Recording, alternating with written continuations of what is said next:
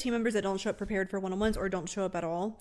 This happens a lot to my clients. They have team members that won't show up or they're often really unprepared. It's a very common complaint I get from my clients. There's a reason it's happening and I'm going to help you fix it. Usually there's 1 of 2 reasons that this is happening. 1, they're not well trained on how to do one-on-ones. They're probably pretty junior in the business.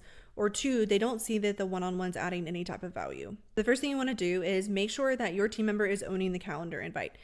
It's a very subtle change, but it really makes a difference. This is their meeting, and so they need to have that subtle reminder, this is my meeting, I'm owning the calendar invite. It also keeps you from canceling it or rescheduling it really often, which is a very common mistake of managers. Then you need to make sure that there's a process for documentation. So how is the agenda being set? I really recommend using Google Docs. You can actually download a template that I use for free in Manager Material, but simple Google Doc will help tremendously. You want something that you will keep consistent with, and a lot of times people use all these systems and then they use it for 2 weeks and then they drop it. So go with something simple.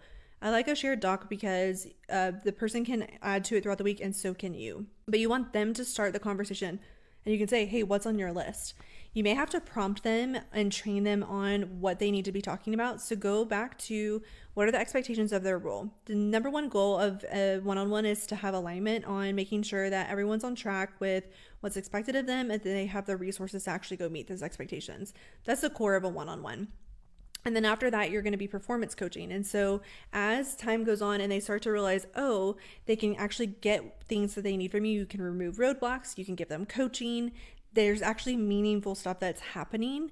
It will increase over time, but you've got to baby step into it and make sure that you're partnering with them early on, especially if they need to be trained on how to hold an effective one-on-one. You can't just assume that people new in business are going to be able to manage up well. So make sure you're training them on what a one-on-one even looks like, model that behavior for them, and then slowly hand off the reins of to who's actually running the meeting. So you want to make sure that they are coming with questions. So when I talk to my team members, I start with, hey, what's on your list? And then I have my list. But we both have added to the one-on-one doc. I even do this with my clients. I have a shared one-on-one doc with them as well. So every time we come into meetings, we've got topics that we're talking about and it's super easy.